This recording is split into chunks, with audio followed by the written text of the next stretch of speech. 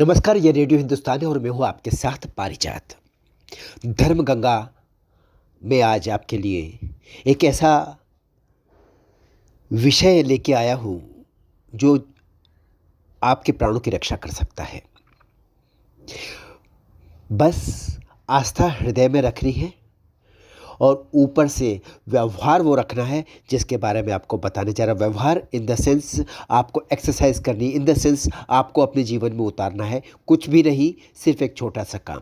एक गीता खरीदिए, गीता प्रेस गोरखपुर की 25 रुपये में मिल जाएगी आपको, पाम साइज़, हथेली की साइज़ की। उसमें अच्छा सुंदर सा कवर चढ़ाइए, लाल रंग से उसमें श्रीमद् भागवत गीता लिखिए और अपने साथ लेकर चलिए उसे अपने बैग में, अपने कोट की जेब में, या फिर आप जो भी सामान अपने साथ कैरी करते हैं जिस तरह से भी उसमें रखिए। लेकिन हाँ, ध्यान रहे पैरों पर वो ना आए। अगर बैग में रखते हैं तो बैग आपके पैरों पर ना आए। बैग आप ज़मीन पर ना रखें, तो डेस्क पर रखें, टेबल पर रखें, अलमारी में रखें, जैसे भी रखें। कार में भी रखें तो पैरों पर ना रखें, पीछे या ऊपर साइड में रखें, लेकिन नीचे ना रखें, ताकि आपको मन में ये ध्यान रहे कि आप श्री कृष्ण भगवान की वाणी का अपमान नहीं कर रहे हैं।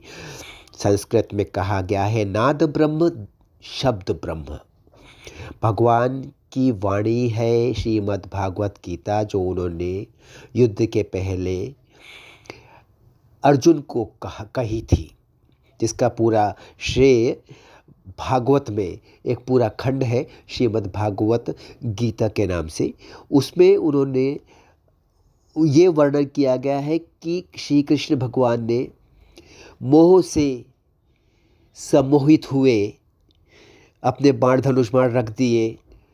अर्जुन को युद्ध क्षेत्र में अपनी उस मोह के वशीभूत देखते हुए उस योद्धा को उन्होंने जो जीवन का ज्ञान दिया था, युद्ध का ज्ञान दिया था, कर्मयोग का ज्ञान दिया था, उसके ऊपर भगवान श्री कृष्ण ने बोला था।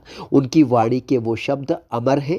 शब्द ब्रह्म, नाद ब्रह्म, यानी शब्द भी अपने आप में ब्रह्म है। आपको पता ही है कि जो साउंड एनर्जी है, जो साउंड वेव्स है, समाप्त नहीं होती इस यूनिवर्स में, वो एकत्रित होती रहती है, वो घूमती रहती है।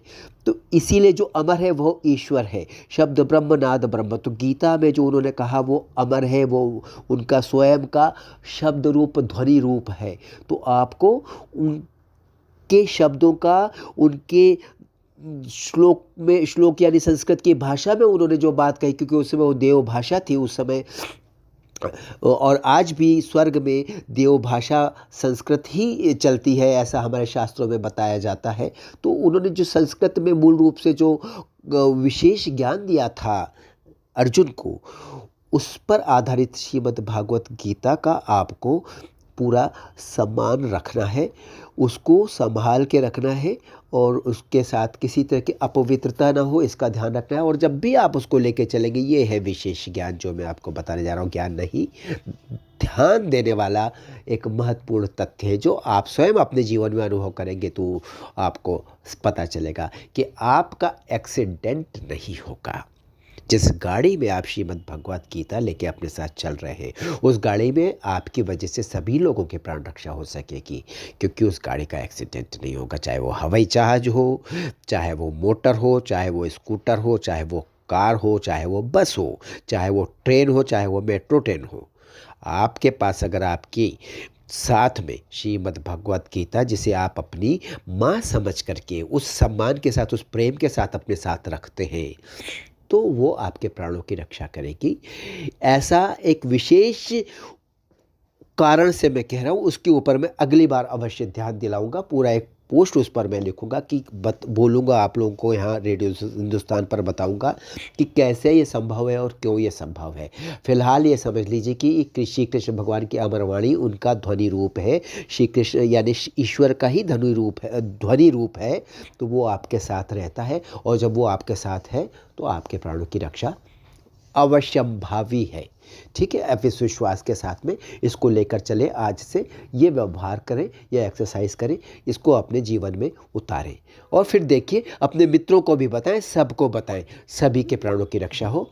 और ये एक बहुत सुंदर जीवन का एक ऐसा संदेश है मेरे माध्यम से जो आपको रेडियो हिंदुस्तान पर मिल रहा है, जो आपके साथ आपके अनेकों मित्रों की प्राण रक्षा करेगा। जय श्री कृष्णा। सुनते रहिए रेडियो हिंदुस्तान। नमस्कार।